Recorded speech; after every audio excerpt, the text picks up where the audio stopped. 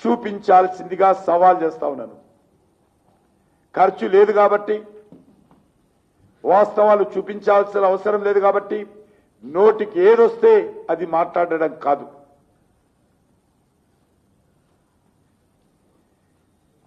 Phone tapping case ఏమైంది? విద్యుత్ కొనుగోళ్ల కేసు ఏమైంది? ధాన్యంలో అక్రమాలు ఏమైంది?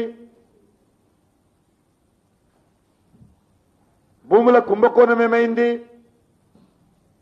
అనేక మంది ఎమ్మెల్యేల మీద, మంత్రుల మీద ఊరూరుకు తిరిగి ఛార్జ్షీట్ పెట్టావు కదా బీఆర్ఎస్ ఎమ్మెల్యేల మీద.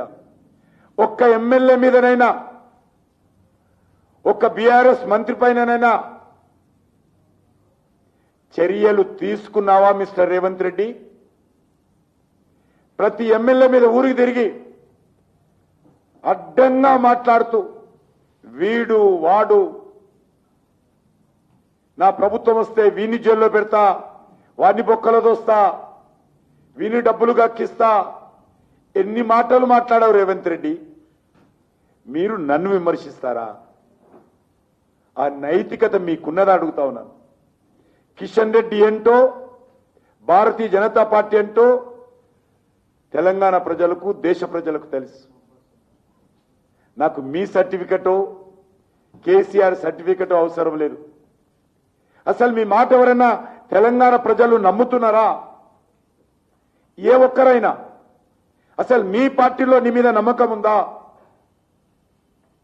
మీ మంత్రులు నమ్ముతున్నారా? కేబినెట్ బయటకు వచ్చినాక మీ మంత్రులు ఏం మాట్లాడుకుంటారో ఒక్కసారి విన్నావా? మీ మంత్రులు బయట మిగతా పార్టీలతో కలిసినప్పుడు, మిగతా కార్యకర్తలతో కలిసినప్పుడు మీ విధంగా ఏ రకంగా మాట్లాడుకుంటారో ఒక్కసారి అవగాహన చేసుకున్నావా?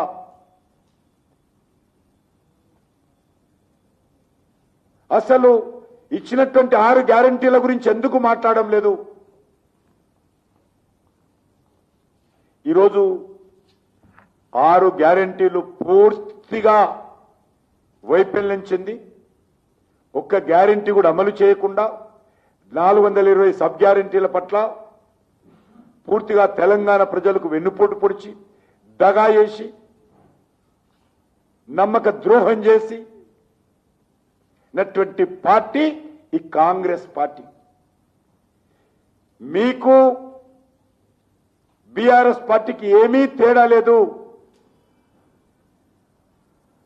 మీరు ఇక్కడ నుంచి తెలంగాణలో కాంట్రాక్టర్ల దగ్గర, రియల్ ఎస్టేట్ వ్యాపారస్తుల దగ్గర, ఫార్మా కంపెనీల దగ్గర, పరిశ్రమల దగ్గర బెదిరించి వేల కోట్ల రూపాయలు వసూలు చేస్తున్న విషయం వాస్తవం కాదా?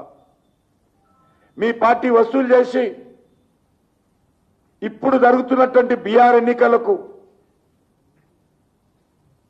వందల కోట్లు మోస్తున్న విషయం వాస్తవం కాదా? ఇక్కడ పేద, బడుగు, దళిత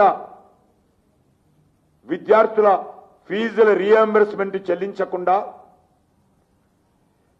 కళాశాలలు బంద్ పెట్టేటువంటి పరిస్థితి వచ్చిందంటే, ఒక దిక్కేమో బీఆర్కు కోట్లకు కోట్లు మోస్తారు,